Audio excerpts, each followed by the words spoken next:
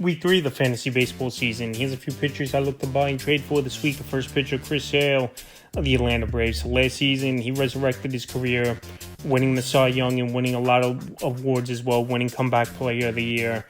ERA, he was great in, and so far this season, it's been total opposite for Sale in the early going. 19 innings, 0-2 record.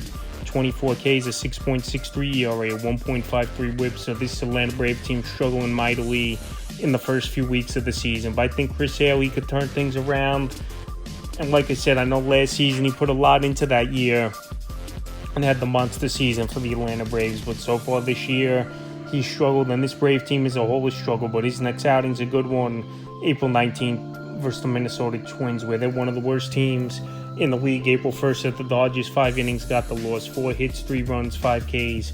April 8th versus the Phillies, 4 2/3 in that one, 9 hits, 5 runs, 5 Ks. And April 13th at the Rays, 4 1/3, got the loss, 6 hits, 3 runs, 3 walks, 7 Ks. So the Ks have still been pretty decent for Chris Sale so far this year. I think this Brave team's too talented of a team and have too many great players on this roster for them to struggle and continue to be playing last place baseball in the NL East. Even though I know it's a tough division.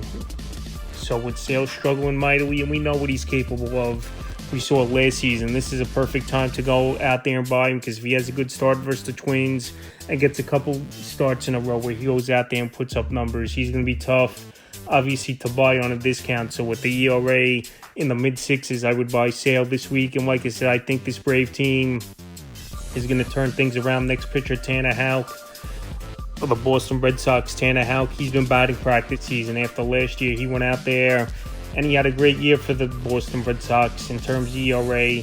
Strikeout numbers were pretty decent, and the quality starts last year, 9-10, 154 Ks, a 3.12 ERA, 1.14 whip, 19 quality starts, and 178 2/3. But so far this year, it's been a train wreck, 18 2/3, 0-2 record, 11 Ks, a 9.16 ERA, 1.93 whip, and a quality starts. After coming off, obviously, a game giving up 12 runs where they really let him out there to dry, was this Boston Red Sox team. His ERA ballooned all the way up to a 9.16. But like I said, Houck, he was a talented pitcher last season for the Boston Red Sox, and it's just an early season struggles, and that ERA easily could go down if he has a couple good outings in a row. So anytime a pitcher comes off a game where they get shelled giving up tons of runs, especially 12 earned runs, it's a perfect time to throw a deal out there and see if you can get him on a discount. But right now, he's available in tons of fantasy leagues on the waiver wire as well. In 43% of leagues, April 3rd at Baltimore, 4 innings, no decision, 5 hits, 3 runs, 2 walks, 6 Ks. April 9th versus Toronto, 6 2/3, 5 hits, a run, 2 walks, 2 Ks, a quality start. And April 14th at Tampa, like I said, 2 1/3, got the loss, 10 hits, 11 earned runs, 12 runs total, 2 walks, and a K in that one. So Tanner Houck, like I said, he's too talented of a pitcher.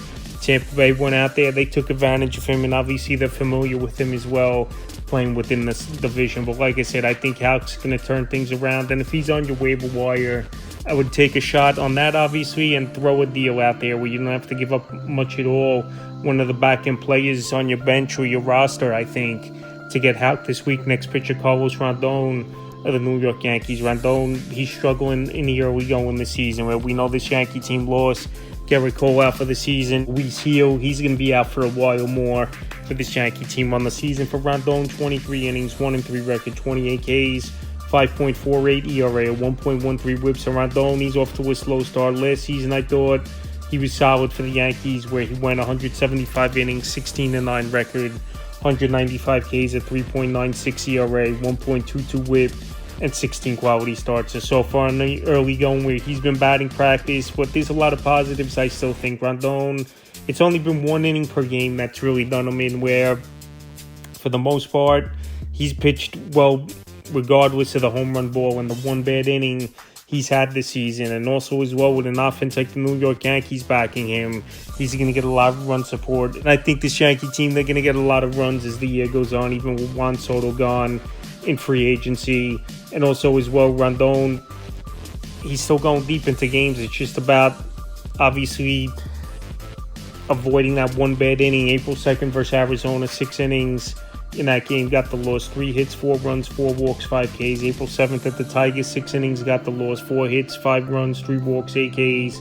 And April 13th versus the Giants, one of his former teams, 5 2/3, got the loss. 3 hits, 4 runs, 3 walks, 8 Ks. So like I said, the strikeouts are there for Carlos Rondon. ERA isn't there with the 1 bad inning, and the walks have been an issue for him. So if he could cut back on the walks from 3 to even 2 as a starting point. And like I said, the run support's going to be there as the year goes on, even in a tougher division in the AL East for Carlos Rodon. I think he's a pitcher fantasy owner should go out there and buy. And his next outing's April 18th at the Tampa Bay Rays. Next pitcher, Corbin Burnes of the Arizona Diamondbacks. So far in his first season with the Arizona Diamondbacks, it's been a struggle for Corbin Burnes. After last year, he had a Cy Young type of year, 15-9 and 194 1/3 with a 2.92 ERA and 22 quality starts for the O's. But this season with his new team, 15 1/3, 0-1 record, 14 Ks, a 5.28 ERA, 1.57 WHIP, and a quality starts. I believe Corbin Burnes, he's going to get things going. He's too talented of a pitcher.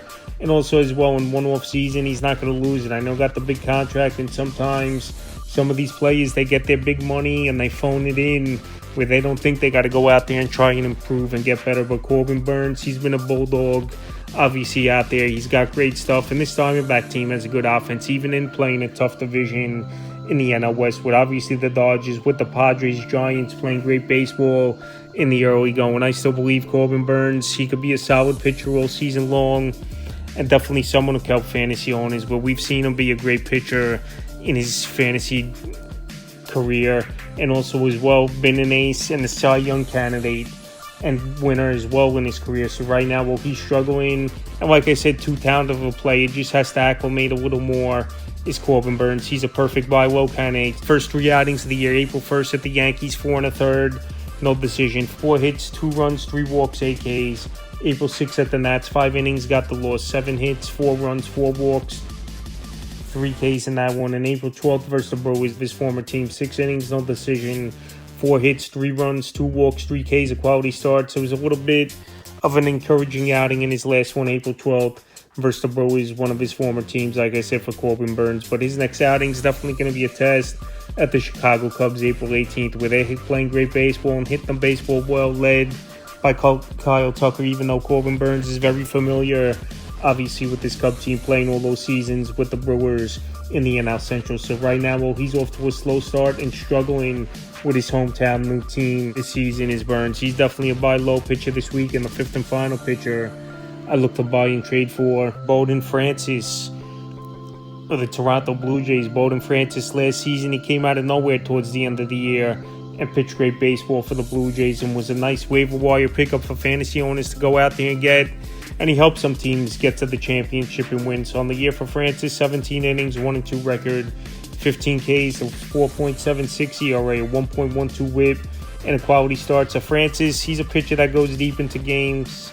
We saw last season. So far this year, his most has been 6 innings in the first 3 outings for him. But like I said, he's a talented pitcher. He's got good stuff. He attacks the zone and challenges hitters, and that's what you want to see. And also as well, this Toronto offense, I think they're going to start getting things going where run support will be there. Santander's starting to hit. Vlad Guerrero got his contract. Hopefully he starts hitting. So Francis, the first 3 outings of the year for him, March 31st, first in that 6 innings, got the win, 2 hits, 2 runs, 3 walks, 4 Ks, a quality start. April 6th at the Mets, 5 1/3, got the loss, 6 hits, 2 runs, 2 walks, 6 Ks. And April 12th at Baltimore, 5 2/3, got the loss in that one, 4 hits, 5 runs, 2 walks, 5 Ks. I think Francis, besides that last outing at the O's, April 12th, he's been pretty decent. He's attacking the zone, like I said, run support really hasn't been there for him. And April 18th is a good matchup on paper coming up versus the Mariners, where their offense just can't get anything going. So right now, while Francis is even out there available on waiver wire, 39% of fantasy leagues, and not pitching great, where owners are dropping him, even though I think he's been decent, even though the ERA is in the mid to higher 4s. He's definitely a buy low pitcher this week, because like I said, last season he pitched well. I know it was a small sample size towards the end of the year, but Francis, he's still getting strikeout. At least 5+ innings he's been going is Francis, and someone you could get on a discount this week. So that's a few pitchers I look to buy and trade for week 3 of the fantasy baseball season.